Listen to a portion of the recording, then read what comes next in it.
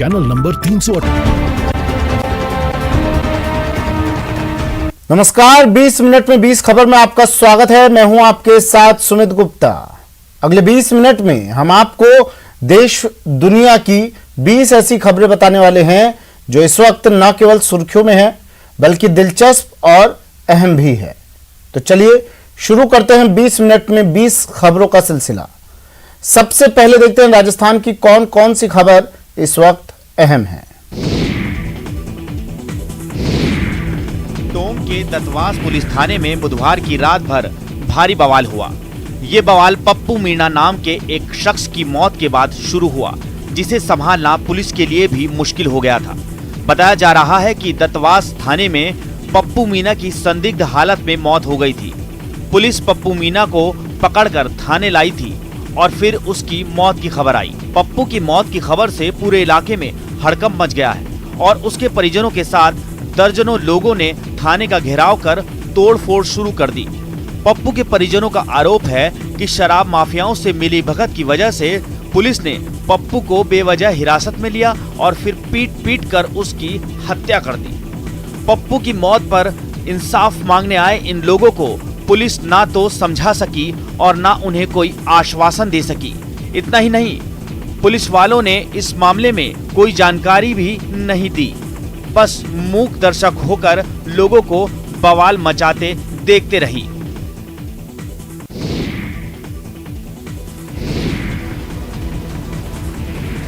ये कोई जंग का मैदान नहीं, अस्पताल है, लेकिन फिर भी यहाँ से जंग की तस्वीर सामने आई है। पहले तो गालियों से बात हुई, बात नहीं बनी तो फिर थप्पड़, और उससे भी बात नहीं बनी तो जूते चप्पल तक निकाल लिए इन लोगों ने और टूट पड़े एक दूसरे पर। जूतम पैजार की ये तस्वीर भरतपुर के आरबीएम अस्पताल की है, जहां के मेल कोरोना वार्ड में भर्ती मरीजों के बीच एक मरीज के परिजन आपस में भिड़ गए। बताया जा रहा है कि ये मारपीट इस युवक के घरवालों और उसके ससुराल वालों के बीच हुई। यूं तो इस वार्ड में किसी को जाने की इजाजत नहीं है, लेकिन इस मरीज के परिजन न केवल अंदर घुस गए बल्कि आपस में मारपीट भी शुरू की। कोरोना वार्ड में इस कदर मारपीट का ये वीडियो सामने आने के बाद से बवाल मचा हुआ है और अस्पताल प्रशासन ने भी इस बात की जांच शुरू कर दी है कि लोग अंदर कैसे दाखिल हुए।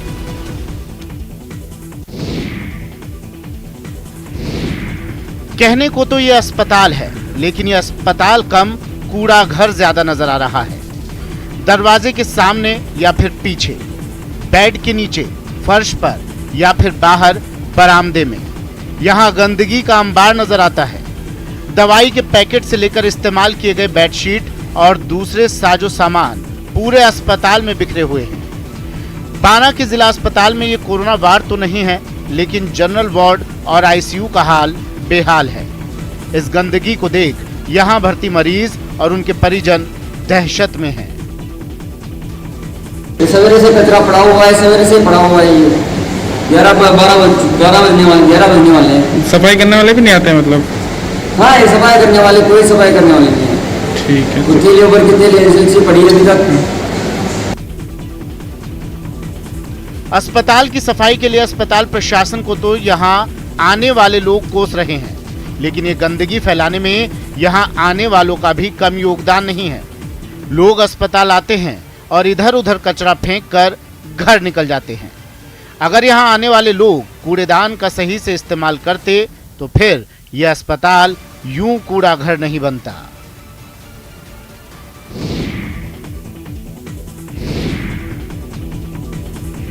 जयपुर से एक हैरान करने वाली तस्वीर सामने आई, जहां कोरोना मरीजों के रिश्तेदारों से ठगी के आरोप में पुलिस ने एक शख्स को गिरफ्तार किया। बताया गया कि आरोपी खुद को आईबी का अधिकारी बताकर लोगों को अस्पताल में बेड दिलवाने का भरोसा देता था और बेड दिलवाने के नाम पर उनसे मोटी रकम भी वसूल लेता था। पुलिस ने अस्पताल में पकड़े गए आरोपी का सामना एक ऐसे आदमी से करवाया जिसने खुद को उसकी ठगी का शिकार बताया। 13,000 में मेरे से लिए 3,500 की इसने मेरे से दारू की बोतल ली है। पुलिस की पूछताछ में आरोपी ने कई बार बातों को घुमाने की कोशिश की, लेकिन जिस शख्स से पुलिस ने उसका सामना करवाया वो अपनी बात पर अड़ा रहा। होटल आए थे हम।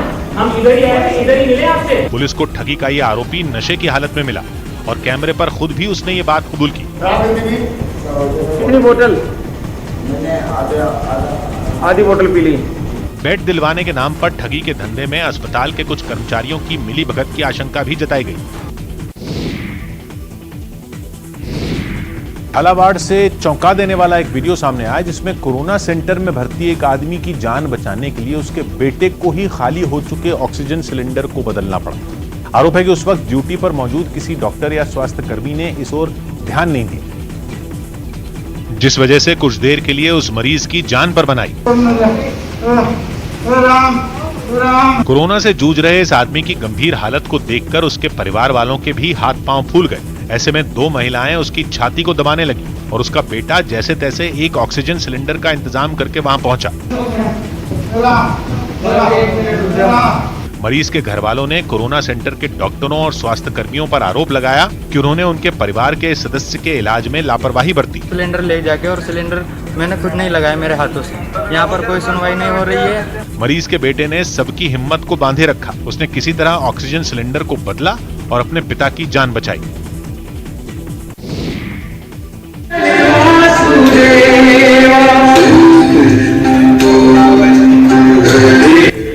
हौसला बना रहे, कोरोना से जीत की उम्मीद बनी रहे। इसी के लिए डूंगरपुर के सागवाड़ा उप जिला अस्पताल में डॉक्टर्स और नर्सिंग स्टाफ एक साथ कृष्ण भजन गा रहे हैं।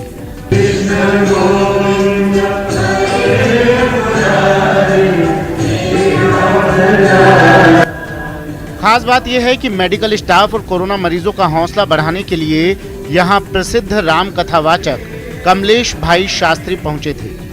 कोविड प्रोटोकॉल का पालन करते हुए यहां उन्होंने भजन गाए और सबका हौसला बढ़ाया।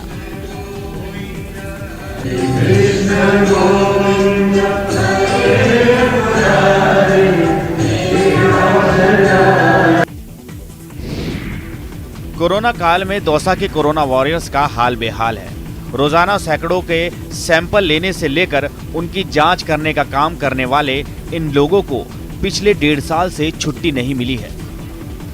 दूसरों की जिंदगी बचाने के लिए अपनी जिंदगी दांव पर लगाने वाले लोगों का कहना है कि कोरोना उनकी जिंदगी के लिए एक ऐसा ग्रहण बन गया है जिसके छटने की उम्मीद फिलहाल नजर नहीं आ रही है।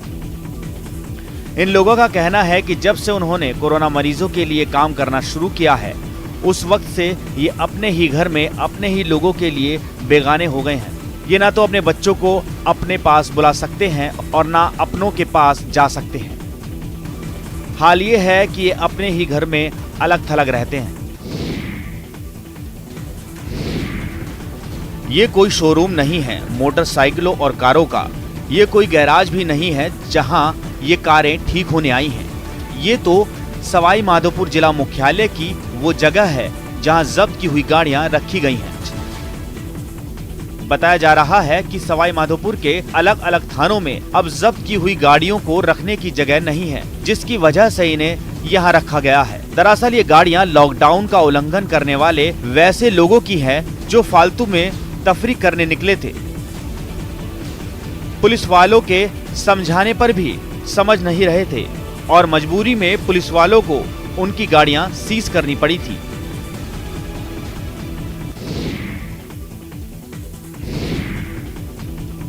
कोरोना के इस भीषण दौर में जरूरतमंदों की सेवा के लिए अजमेर में आरएसएस का अग्रिम संगठन सेवा भारती आगे आया है। सेवा भारती ने यहां जरूरतमंदों के लिए 10 ऑक्सीजन कंसंट्रेटर मुहैया कराए हैं।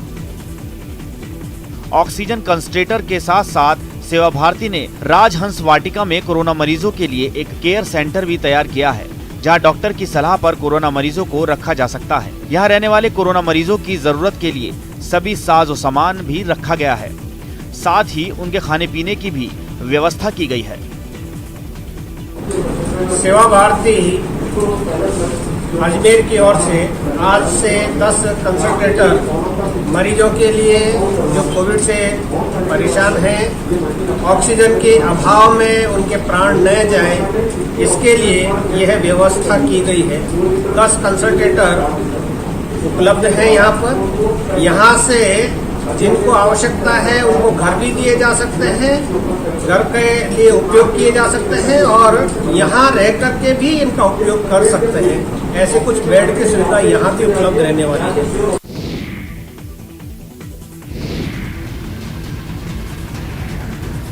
ये भीड़ यहाँ ना तो कोरोना से बचाने वाली वैक्सीन के लिए लगी है और ना यहाँ किसी तरह का मेवा बट रहा है। पाली के रोहट उपखंड के इंद्रोका की ढाणी में ये भीड़ लगी है पानी के लिए। जी हाँ, पानी के लिए। बताया जा रहा है कि 700 लोगों की ढाणी इंद्रोका की ढाणी में पीने की पानी की भारी किल्लत है। हफ्ते में यहाँ एक बार 1 घंटे के लिए ही पानी की सप्लाई होती है। इस 1 घंटे में हफ्ते भर का पानी नहीं मिल पाता। ऐसे में उन्हें पानी के लिए दूर दूर भटकना पड़ता है। स्थानीय लोगों का कहना है कि गांव से बाहर ये वही जगह है जहां हफ्ते में एक बार पानी आता है। ऐसे में लोगों ने कोरोना का डर छोड़ पानी के लिए भीड़ लगा दी है। इन तस्वीरों को देखकर आशंका जताई जा रही है कि ऐसी भीड़ लगाकर इन्हें पानी तो मिल जाएगा, लेकिन इस भीड़ में अगर कोई कोरोना संक्रमित हुआ तो फिर घर घर में पानी के साथ कोरोना वायरस मुफ्त में पहुंच जाएगा और उसके बाद क्या होगा ये सोचकर ही लोगों का दिल घबरा रहा है।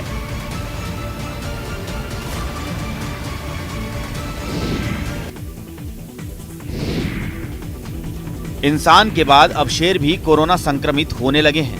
हैदराबाद के चिड़ियाघर में 8 शेरों के कोरोना संक्रमित होने के बाद अब जयपुर के नाहरगढ़ बायोलॉजिकल नेशनल पार्क में भी कोरोना ने दस्तक दे दी है। खबर है कि नाहरगढ़ लॉयन सफारी का लॉयन त्रिपुर कोरोना संक्रमित हो गया है। बरेली के इज्जत नगर स्थित IVRI यानी भारतीय पशु चिकित्सा अनुसंधान संस्थान की जांच में लॉयन त्रिपुर में कोरोना संक्रमण की पुष्टि हुई है। आपको बता दें, देश में सबसे पहले हैदराबाद के नेहरू जूलॉजिकल पार्क में 8 शेर कोरोना पॉजिटिव हुए थे। उसके बाद यूपी के इटावा स्थित लॉयन सफारी में एक शेरनी कोरोना पॉजिटिव आई थी और अब जयपुर चिड़ियाघर के शेर त्रिपुर में कोरोना वायरस का संक्रमण पाया गया है। बताया जा रहा है कि यहाँ का व्हाइट टाइगर चीनू में भी कोरोना के लक्षण नजर आ रहे हैं। हालांकि अभी उसकी जांच रिपोर्ट नहीं आई है। इंसानों के बाद जानवरों का इस तरह कोरोना संक्रमित होना खतरे की घंटी की तरह है, क्योंकि अगर ये सिलसिला नहीं रुका तो फिर कोरोना विकराल रूप अख्तियार कर सकता है। चलिए अब देख लेते हैं कुछ अन्य राज्यों की खबरें।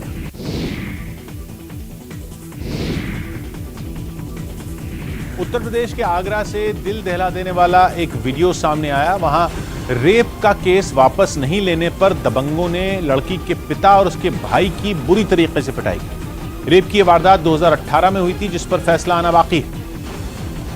लेकिन उससे पहले ही इस मामले के आरोपी और उसके साथियों ने मिलकर लड़की के पिता और भाई को डंडों से पीट दिया। सामने आई तस्वीर में दिखा कि बदमाशों ने उन दोनों को यमुना नदी के किनारे घेर लिया और उन पर टूट पड़े।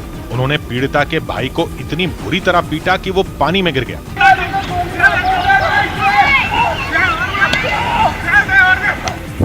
बदमाशों ने इसी तरह लड़की के पिता पर भी डंडों की बरसात कर दी। उनकी मदद करने वाला वहां कोई नहीं था, इसलिए बदमाशों ने काफी देर तक उन दोनों की पिटाई की। हालांकि नदी के दूसरे छोर से किसी आदमी ने इस मारपीट का वीडियो बना लिया, जो बाद में वायरल हो गया। खबर है कि मामला पुलिस के पास पहुंचा तो उन दबंगों के खिलाफ केस दर्ज कर उन पर कार्रवाई शुरू कर दी गई।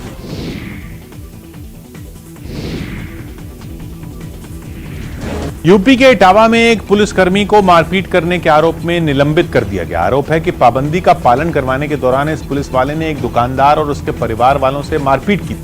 इस पूरी घटना का एक वीडियो भी सामने आया, जिसमें कुछ पुलिस वाले दुकानदार और उसके घर वालों को पकड़कर खड़े दिखाई दिए। तभी वहां मौजूद एक सिपाही उन लोगों को लात से मारने लगा।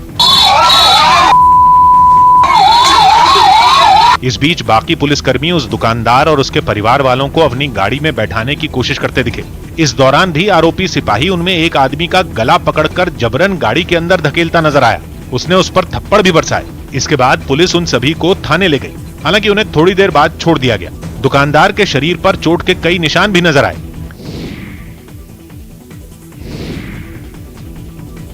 अप्रैल के मुकाबले मई के महीने में देश में वैक्सीन लगाने की रफ्तार सुस्त पड़ गई। न्यूज़ 18 के रवि सिंह की रिपोर्ट है कि वैक्सीन की कमी की वजह से ही देश में वैक्सीन लगाने की रफ्तार धीमी पड़ गई। पिछले महीने पूरे देश में वैक्सीनेशन अभियान बहुत तेजी से चला और 6 अप्रैल को एक दिन में सबसे ज्यादा करीब 43 लाख लोगों को वैक्सीन लगाई गई। उसके बाद भी अप्रैल में वैक्सीनेशन की रफ्तार ठीक रही और 10 अप्रैल को करीब 34 लाख लोगों को वैक्सीन लगाई गई, जबकि ठीक एक महीने बाद यानी 10 मई को केवल 6 लाख लोगों को ही वैक्सीन लगाई जा सकी। वहीं 11 अप्रैल को 35 लाख लोगों को वैक्सीन लगाई गई थी, जबकि 11 मई को 25 लाख लोगों को ही वैक्सीन लगी। बताया गया कि जुलाई के आखिर तक वैक्सीन बनाने वाली दोनों कंपनियां सीरम इंस्टीट्यूट और भारत बायोटेक अपनी क्षमता से ज्यादा वैक्सीन बनाना शुरू कर देंगी, जिसके बाद देश में लोगों को टीका लगाने का अभियान भी तेज हो जाए। वैक्सीन की कमी के चलते तमाम वैक्सीनेशन सेंटर पर वैक्सीन उपलब्ध नहीं है, उसको बंद किया गया है। महाराष्ट्र के अहमदनगर से एक हैरान करने वाली तस्वीर सामने आई, जहां एक वैक्सीन सेंटर पर बीजेपी के कुछ कार्यकर्ताओं ने लोगों के घर का पता जांचना शुरू कर दिया। एक दिन पहले वहां बीजेपी कार्यकर्ताओं ने हंगामा करते हुए मांग की थी कि अहमदनगर में किसी दूसरे जिले के लोगों को वैक्सीन नहीं लगाई जानी चाहिए। और दूसरे दिन वहां के एक वैक्सीन सेंटर पर बीजेपी के कुछ कार्यकर्ताओं ने डेरा जमा लिया। बीजेपी का एक कार्यकर्ता वहां उस कमरे के दरवाजे के पास बैठा नजर आया जिसके अंदर लोगों को वैक्सीन लग रही थी।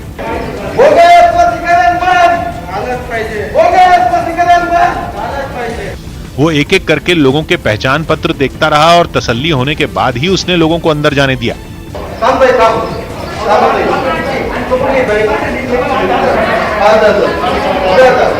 इस दौरान कुछ लोगों ने हल्का फुल्का विरोध भी किया, लेकिन बीजेपी के कार्यकर्ता वहीं डटे रहे। गुजरात के भावनगर में एक होटल में बने कोरोना सेंटर में अचानक आग लग गई, जिसके बाद वहां भर्ती मरीजों को सुरक्षित बाहर निकाला गया। आशंका जताई गई कि यह आग शॉर्ट सर्किट की वजह से लगी, जिससे वहां मौजूद मरीजों की जान खतरे में पड़ गई। ऐसे में वहां अफरा तफरी मच गई। आनन फानन में मरीजों को अस्पताल से बाहर लाने का काम शुरू किया गया। बताया गया कि जिस वक्त यह आग भड़की वहां 69 मरीज भर्ती थे, जिन्हें सुरक्षित बाहर निकालने में अस्पताल के कर्मचारी जुट गए। किसी मरीज को व्हीलचेयर पर तो किसी को स्ट्रेचर के जरिए सुरक्षित बाहर लाया गया और फिर वहां से उन्हें एम्बुलेंस की मदद से दूसरी जगह शिफ्ट किया गया।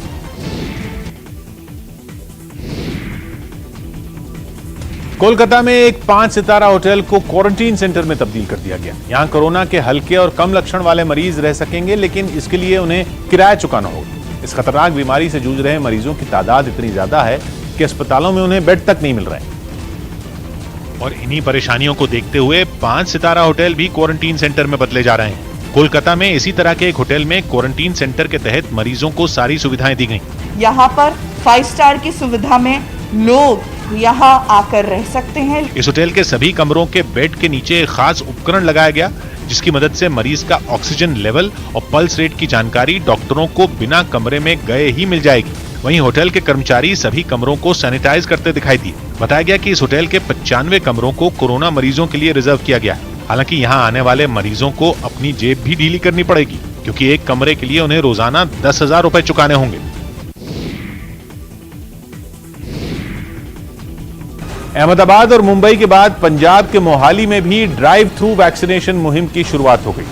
इस मुहिम के तहत लोगों को गाड़ी में बैठे बैठे टीका लगाया जा रहा है। फिलहाल वहां यह सेवा केवल 45 साल से ज्यादा उम्र के लोगों को दी जा रही है, जो अपनी गाड़ी में बैठकर वैक्सीन लगवाने पहुंचे, जहां उनका आधार कार्ड और रजिस्ट्रेशन नंबर चेक किया गया और फिर गाड़ी में बैठे बैठे ही उन्हें टीका लगा दिया गया। इस मुहिम की वजह से इन लोगों को वैक्सीन लगवाने के लिए न तो धक्के खाने पड़े और न ही एक जगह पर भीड़ इकट्ठा हुई, क्योंकि लोगों को गाड़ी से नीचे तक नहीं उतरना पड़ा और सारा काम उसमें बैठे बैठे ही हो गया। अच्छा जी, अच्छा, बहुत अच्छा। तो आपको लगता है सहूलियत है? हाँ जी, हाँ जी, हाँ जी, सहूलियत है। अहमदाबाद और मुंबई की तरह ही मोहाली में भी ड्राइव थ्रू वैक्सीनेशन अभियान के लिए जबरदस्त क्रेज दिखा और कुछ ही घंटे में बहुत सारे लोगों ने इसका फायदा उठाया। 1.5 घंटे के अंदर 200 से ज्यादा लोग लगवा के चले भी गए हैं। फिलहाल जिले में ऐसा वैक्सीनेशन सेंटर सिर्फ एक ही है, लेकिन आने वाले दिनों में इनकी संख्या बढ़ाने की तैयारी की जा रही है।